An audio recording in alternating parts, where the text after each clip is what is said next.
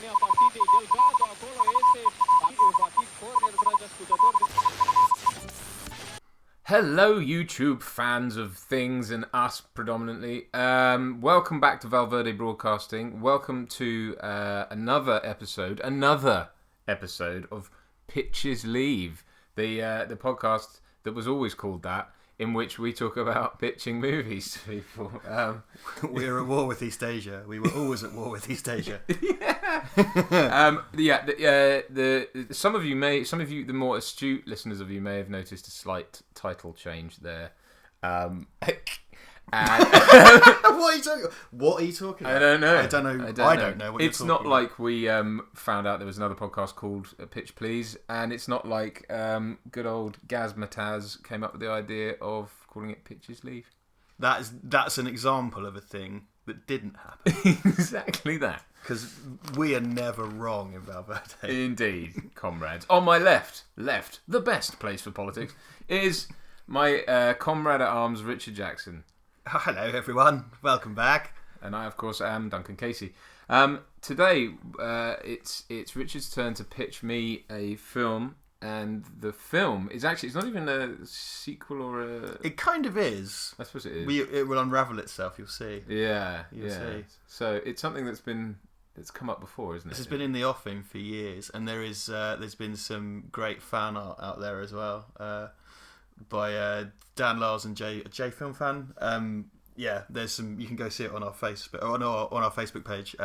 I'm going to pitch to you today Crisis on Infinite Arnolds. Fantastic. All right, do it. Yeah. So this is my cross-dimensional Arnold Schwarzenegger team-up film, and this whole thing relies entirely on the kind of good de-aging CGI. So this would have like $1 billion budget just to make it work, and it would end up being really long. It would basically be everything I hate. So here's the pitch, okay?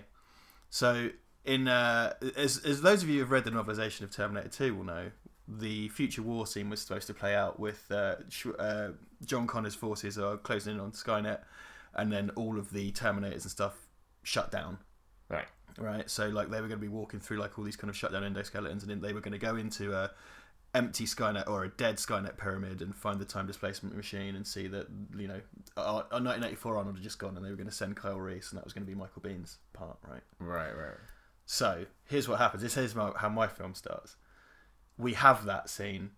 So we use archival footage from Terminator 2, and then we use CGI and stuff to somehow bring back that non-speaking John Connor actor. Right. And, 1991 Michael Biehn, and they go into the dead Skynet pyramid, and they do all the stuff they were supposed to do, and they send the Terminator back, and everything goes off as we expect.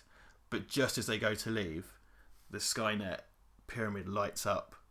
And it's a fake out. Skynet wasn't dead or defeated at all. It was there the whole time. And before they can do anything, nuclear bombs rain down and obliterate John Connor and everyone and all of the forces and all of Skynet and all of LA. And you see, actually, in a wider scale, that they've just nuked the whole of Earth. They've obliterated everything, including themselves. Right. And you're like, but why has this happened? Why? What mystery is this? Yeah. Cut to Giuliani's New York. In the year 2018, which makes it not Giuliani's New York. Yeah, what I'm trying to say is it's Danny Madigan's universe from Last Action Hero. Yeah. What happens is Danny Madigan is still the same guy playing him, but he's just kind of a grown-up guy. It's not kind of like a miserable sort of mopey, Johnny Cash, I hurt myself today, like Logan thing. He's just a normal guy and his life's fine, and he treasures the memories of the time he hung out with Jack Slater. Right. In the cinema is Jack Slater, let's say Jack Slater 9 or something. Yeah. Right? But there hasn't been a Jack... Oh, no, maybe not. Maybe Jack Slater 4 was the last one, and they've come back with Jack Slater 5, and it's just called Slater or something like that. I was going to say, it'd have to be called... Yeah, it's like Rocky Balboa or something like that. Right, exactly. So this is the trend of the kind of mopey late-era sequel, where in the film, Jack Slater is kind of... It's kind of like Arnie doing a Maggie performance... Right. So Jack Slater's back, but it's all kind of mopey. They've got like a young director who's had like an indie hit about heroin or something, and he's directing the new Jack Slater film. As Danny Madigan goes to see the Jack Slater film, he's watching it, and it's all kind of mopey and sad. But halfway through, a young Arnold Schwarzenegger Terminator bursts into the film and tries to kill aged Jack Slater. Okay. Right? And it all kicks off, and Danny Madigan's going like, what the fuck? Like, this wasn't in any of the press. Surely we'd know about this. Yeah. And what he notices is that the Terminator has the golden ticket. Now, hang on. One thing to bring you up on here. In the Jack Slater world, Yeah. isn't Stallone the Terminator? No. Well, yeah, he is, but that Terminator didn't come from the Jack Slater world. Okay. The reason Skynet nuked the whole of planet Earth is because Skynet discovered the film Last Action Hero and then went in search of Harry Houdini's grave. And when they found Harry Houdini's grave, it had the golden ticket in it. And Skynet realised they had the key to interdimensional travel. I see. And to stop anyone else from getting interdimensional travel, Skynet has gone on a mission to kill all of the Arnolds across the cinematic universe.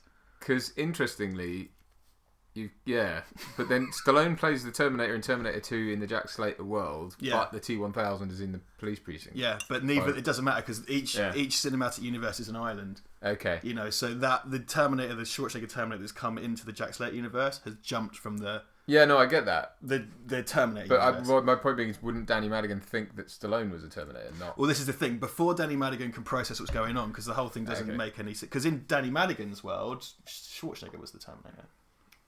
But in the Last Action Hero universe, Stallone was the Terminator. Okay. Before he can know what's going on, a very similar thing happens to Last Action Hero in that Jack Slater flees into our world, pursued by the Terminator, and then he's all like, "Oh, Danny, where have you been?" or whatever. And they go on the lam, and before you know it, Terminators start spilling into our world. Yeah. And the idea is that they, one by one, via our pop culture, Skynet wants to invade all realities in the style of like the Monitor or whatever. Wow. So it's big. The scope is big, and what they do is they're after all these different Arnolds and all these different universes because they feel that the only person that can oppose them is the combined force of Arnold Schwarzenegger. So they send Terminators across all the realities to kill all the Arnolds. But in the struggle, much like the original film, the ticket gets torn in half. An aged mopey Johnny Cash, I hurt myself today, Jack Slater, and that's his name. I hurt myself today. Say it like that, is it? Hurt. See if I still what was that? See if I still bleed. Anyway, they get their half of the ticket. Yeah. So Danny and aged I hurt myself today, Jack Slater have to run around getting 35mm prints of all the films to recruit all the Arnolds, and they make a sort of Avengers team of John Matrix and Dutch Schaefer and Turbo Man and pregnant Junior Arnie. There's this insane ensemble, and they have to take the fight to Skynet that's trying to invade all realities. Wow. And one of the things that they're trying to do is kill the Prime Arnold. What happens though when one of them gets into Terminator or Terminator 2 or 3 or however? Well, that's where they came from. Okay, so they come from the film. They come from the films. Actual films. But that's the idea. Well, the thing is, it starts off as the film. My view of that is that they're not just films. I think they are all pocket realities. Okay. I think because Jack Slater's whole thing is like, oh well, I'm a fictional character. It's like, no, you're not. Like you that just happens to be your reality. It just happens in another reality. Your reality is a film. Okay. That's my view is that they are essentially just alternate realities. Okay. So I'm going to say from the Terminator 2 universe. Because, essentially the Terminator 2 universe, but it's from the Terminator reality. Right. They're able to cross the dimensions, and Skynet has destroyed the Terminator 2 Earth because it's worthless. It's barren and it's a nuclear wasteland, and it wants to conquer. It wants to bring machine perfection to every reality. Okay. And the only people who can stop them is the conglomeration of Hercules, Turbo Man, the guy from Twins. The guy from Maggie. Julius from Twins. Yeah, so you get these nuts scenes. Hercules in New York. Hercules in New York, particularly Hercules in New York. And that's because they need to have a god on their side. Yeah, right. Kind of slightly Adam West tone god. Peck dancing god. Yeah. So they all have to team up. And I haven't really hashed the rest out, but then you'd get kind of ancillary good guys as well, you know, that would come in. So you could have like your Sarah Connor and stuff like that. And I'd also open it up to like having... because I would really use this as an excuse to get Stallone's Terminator out of Last Action Hero universe, because you'd have to double down in terms of layers and stuff. Yeah. You get to talk about the pop culture and shit in terms of like having your mopey Schwarzenegger come back, or like Mickey Rourke in The Restaurant, whatever. You get to talk about that. You get to talk about fiction. You get to do all the different styles of film within it. And the main thing is you get to see all these classic Arnold characters return through the miracle of CGI.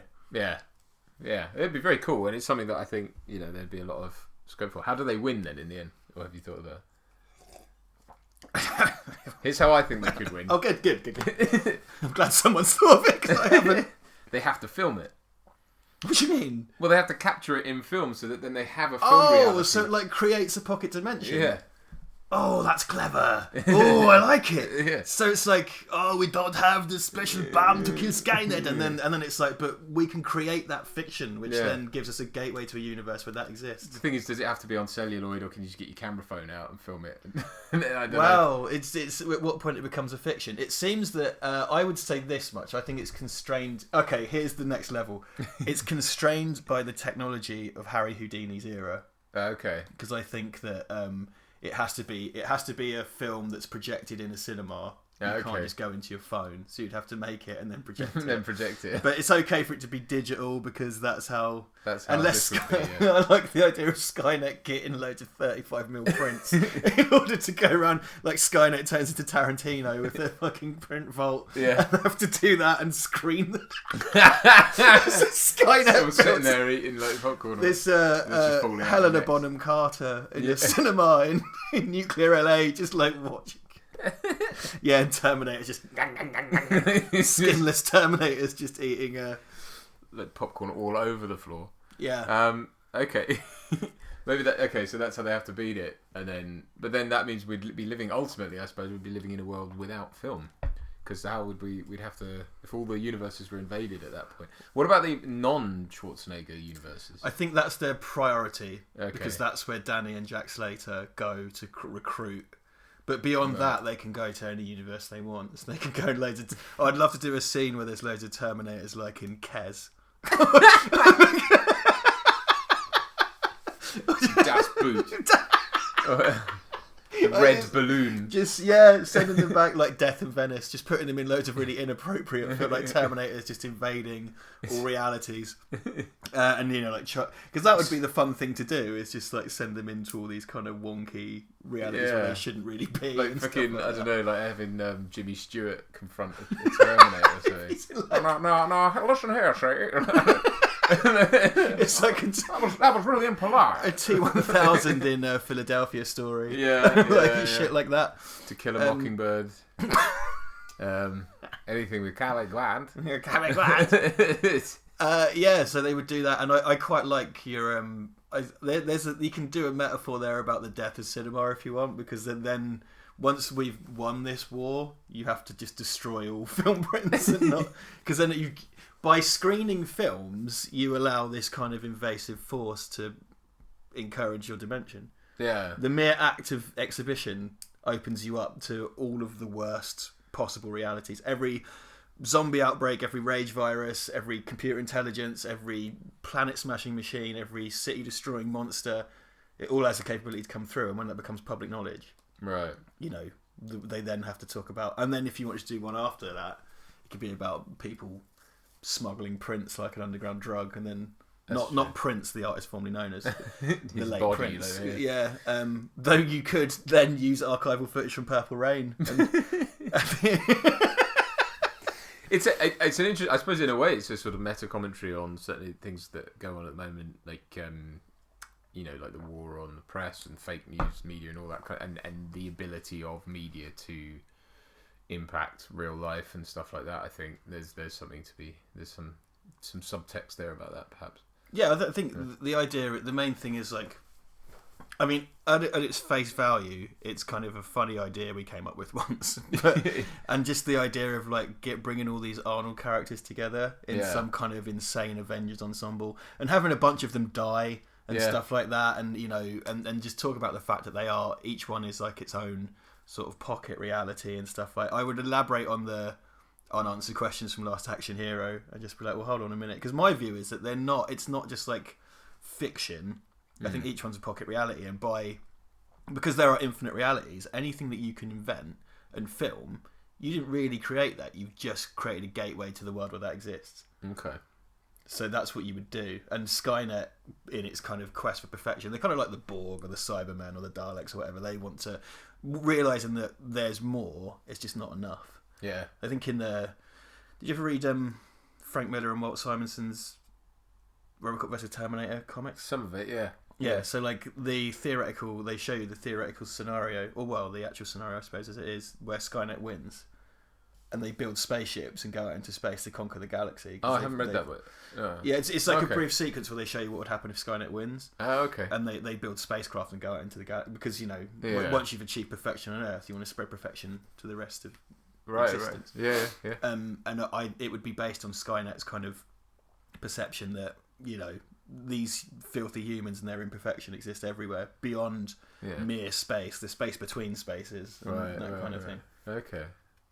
But I thought the motivation of Skynet, as it's told in the films, is that it becomes self-aware and therefore sees humans as a threat because it is a military.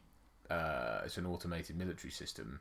It's designed to sort of identify an enemy, and once it becomes self-aware, it's like, well, the threat to my existence is just man, because I'm going to have to go out and fight man. So if I just get rid of man, then happy days. But I suppose it's like, well, I don't know if it ever had this sort of conquering. But then it knows man is everywhere. Okay. Because if it knows the crossover between dimensions is possible, and that Skynet, having watched Last Action Hero, yeah, of course. That's this scene of a Terminator like finding an archival like this is my favourite potential for the this is my potential favourite scenes for later in the movie, because you'd need to maybe in a flashback you'd elaborate about how this has come to pass. Right. Firstly, Skynet watching Last Action Hero, and secondly, a bunch of Terminators exhuming Harry Houdini. It's like, I don't know where Houdini's buried or whatever, but there'd be like a mausoleum somewhere in the nuclear rubble. Yeah. It's like that opening of the new Jurassic Park film is like a submarine goes to the bottom of the ocean to get the Indominus Rex. All right. And if you wanted to do your Titanic callback with, when they go get the heart of the ocean, it'd be like that. It'd be Terminators like getting Harry Houdini's grave to get the gold ticket. And I think it would open it up as well. You've got to ask questions about, because like in Last Action Hero, death comes out of and it's like hello, yeah, well, and he comes back to your de-aging CGI, doesn't it? They can't. That's the concept of death from the Seventh Seal, right? Yeah. But then it's sort of like, well, what if? If Gremlins got out, everyone would be fucked. Or if, like, the Rage virus 28 Days Later got out, everyone would be fucked. Yeah. Like, the Last Action Hero ticket thing opens so much up. Yeah. So you'd have this big... what you would need to do, I think, because I would have, like, every single Arnold at one point or another. And some of the, let's not dig ourselves any holes. Some of the quote-unquote lesser Arnolds would be killed off. Yeah. And then you're left with a core of, like, 7. Okay. 7 of the best Arnolds. So, Uncle Bob, Terminator 2. Yeah. John Matrix. Yeah. Dutch Schaefer. Yeah. Hauser. Okay. I'm going to say Julius from Twins, because he'd be pregnant and the rest would have to look after him, but he'd have like a great scientific brain. He's not pregnant, not with twins. Oh no, sorry. Junior, you mean Junior? Junior. Yeah, okay, Junior. Right, okay. Junior. So he's like, but they all have to look after him because he's pregnant. And he's somehow the one who solves it all, even though he's not. Yeah, he's the science. He's the sort of Batman of the. Well, I would say he's the Bruce Wayne. Right. Turbo Man's the Batman. Oh, okay. So you've got 3 bits of muscle. You've got Matrix, Schaefer, and Uncle Bob. Yeah. You've got Hauser, who's like secret agent, so he's a good kind of hand-to-hand guy. You've got your scientist guy, so he's your Bruce Banner, is pregnant Arnold, and then. Two more. Oh, Turbo Man's your kind of Batman. Okay. So that's a double layer fiction. That's the end of... That's a man in a costume who's that somehow gives you all of the powers, though. Yeah. True. And maybe that would be quite funny, because they'd recruit him thinking he's real and then he dies. Maybe. And then you need one more Arnolds. The thing is, the Uncle Bob one is Hercules. Hercules. Oh yeah, you're gonna have Hercules. Yeah, but he's a good Terminator. He's a good Terminator. So I reckon he would have... I think 3. Uncle Bob... we don't talk about that. No. I think Uncle Bob Terminator has 11-year-old John Connor in tow as his conscience because he has to follow John Connor's orders, and it's still the war against Skynet. Okay. Yeah. Yeah. So that's my core 7. All right. That's my Justice League of Arnolds. Justice League of Arnolds. Unite the 7. Unite the 7.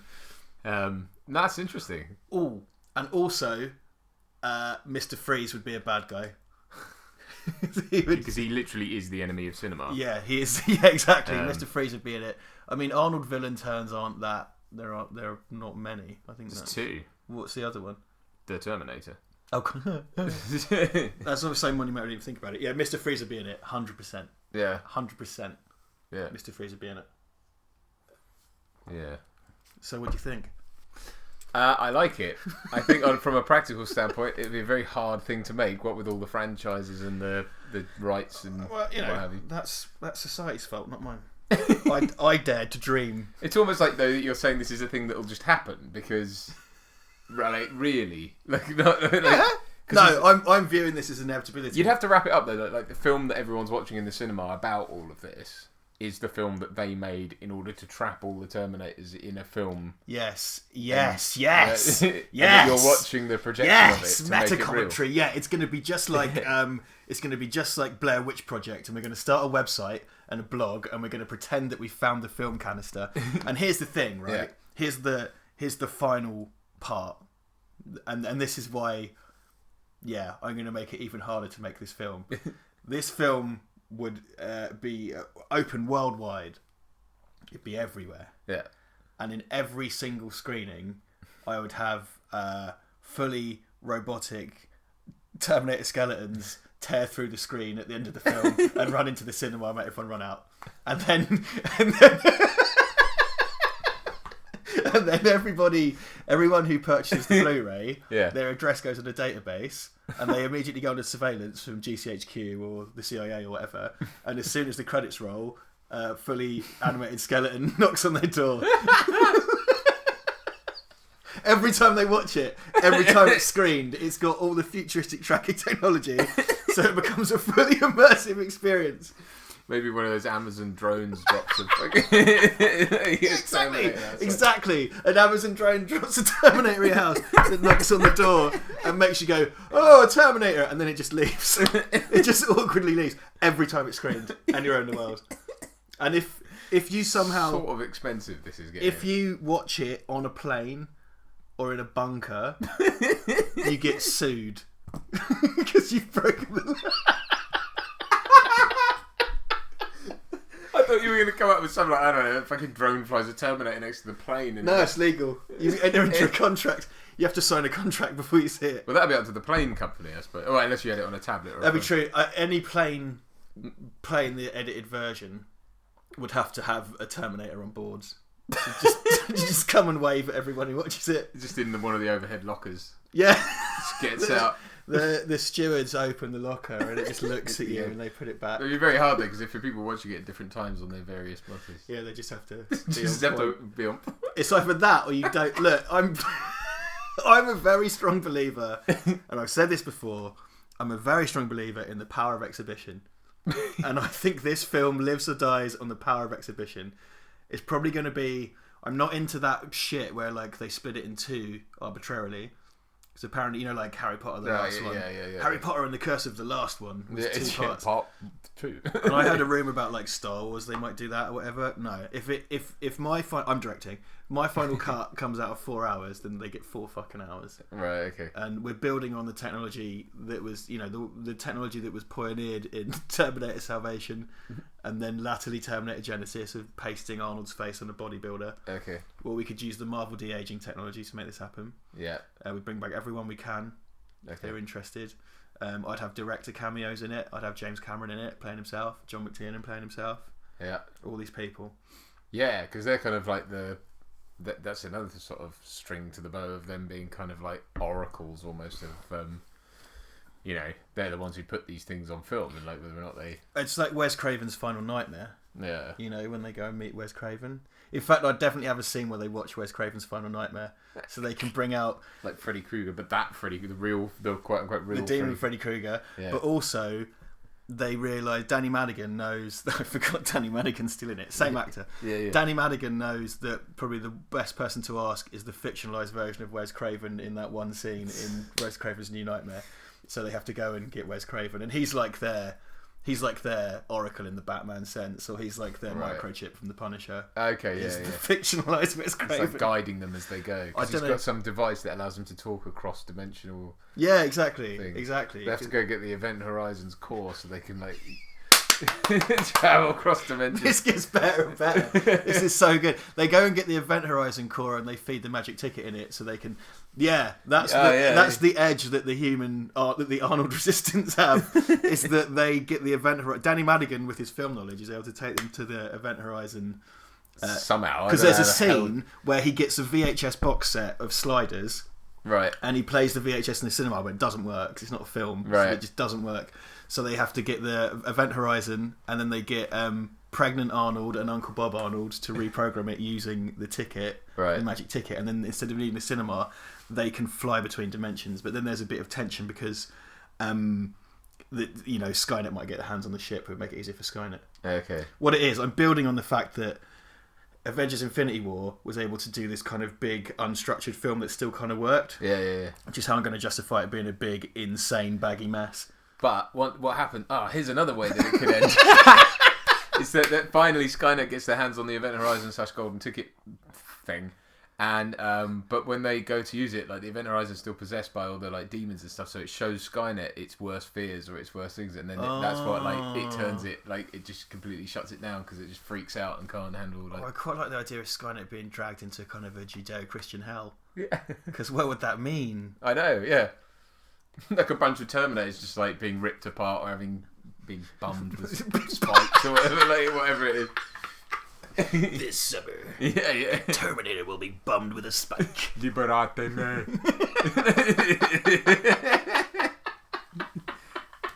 Da da da da da.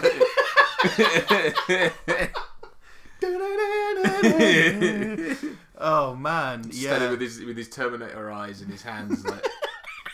But still got his robot eyes in his head. But no, I meant the robot eyes. Oh, the robot eyes. Actual like endoskeleton holding up the robot eyes. Still glowing though. Yeah. Yeah, this is I'd watch it.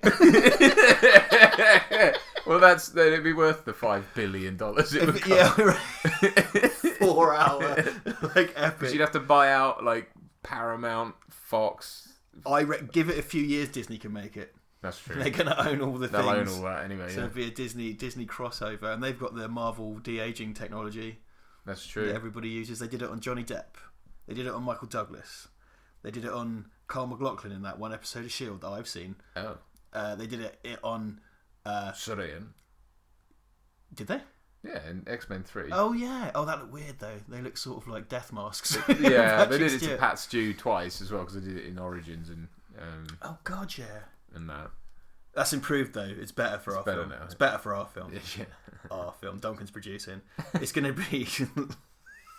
I think it'll be released on Verde Broadcasting as well. Maybe they get into the Hallows Eve cinematic universe and I can come out. Or they get into the films that you've been in. Yeah, shit, I've been in. Then not shit. Sorry, it's not shit. Sorry, Brad, if you listen, it's not shit. But no, they get into our universe and or my universe, and I'm in it. Well, we're going to be. We've only been up for about 5 or 6 weeks, but we've already been bought by Disney.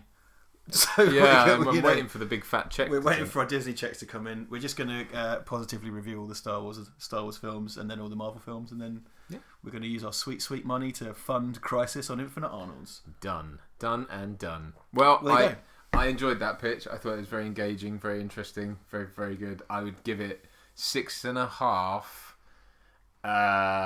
Terminator penises out of 6.5. I'd give it 6.5 Louis Ferrigno's mum's meatballs. Out of 6.5. Out of 6.5. Out of 6 2/3. Out of Terminator glands. There you go. Well, we hope you enjoyed that, everyone. That was Richard's pitch for Crisis on Infinite Arnolds. I think it's, as you can tell, brilliant.